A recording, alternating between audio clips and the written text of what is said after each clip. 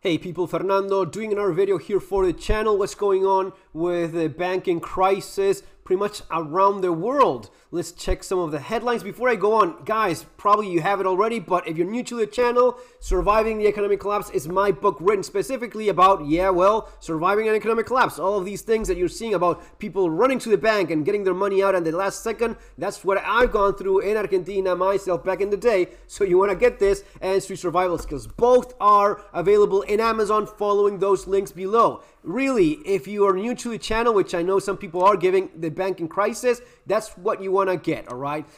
It's the same old thing. When people lose trust, your bank will not survive, no matter what that is. There's just no way in which you can take everyone coming at the same time and moving your money out. And it's what has happened.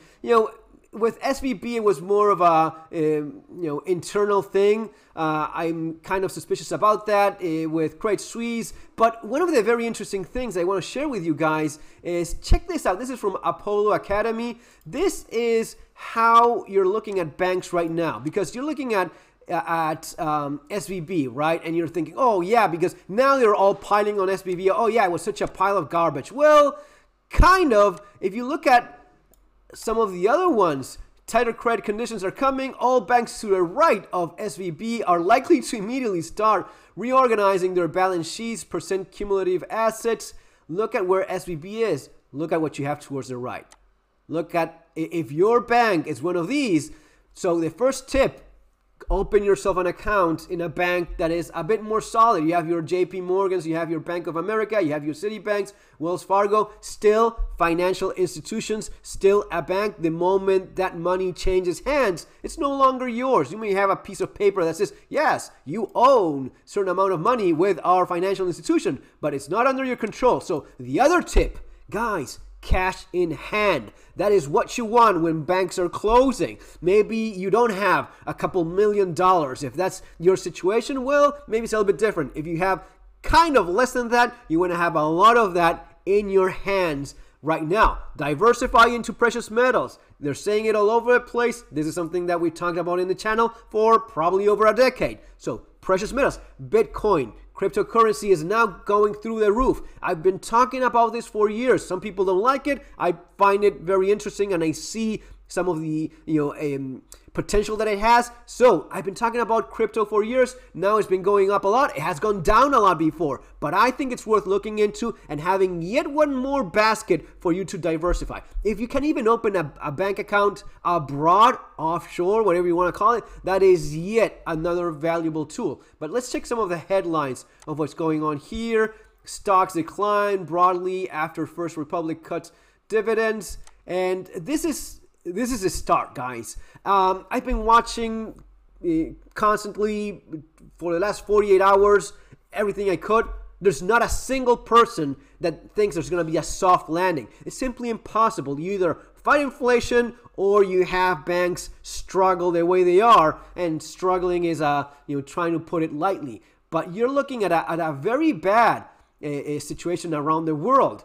It's going to be complicated in US, it's going to be complicated in Europe, but something that I've heard people say is, oh, look at Europe, and they talk about Credit Suisse. Credit Suisse is not Europe in the terms of banking. It's its own institution within the Swiss regulatory system, which is not along with the European Central Bank. So it's different the way in which they've been handling in Europe. They've been a lot more conservative in the way they've allowed banks to get away with stuff. We've had some changes during the Trump era for some of these smaller banks to get away with things that were a little bit more controlled before. The SVB is raising interest rates amid fears of banking crisis, kind of going more towards the side of worrying more about inflation and keeping inflation more in line. This is something that in US banking, I don't think they'll be able to do as much.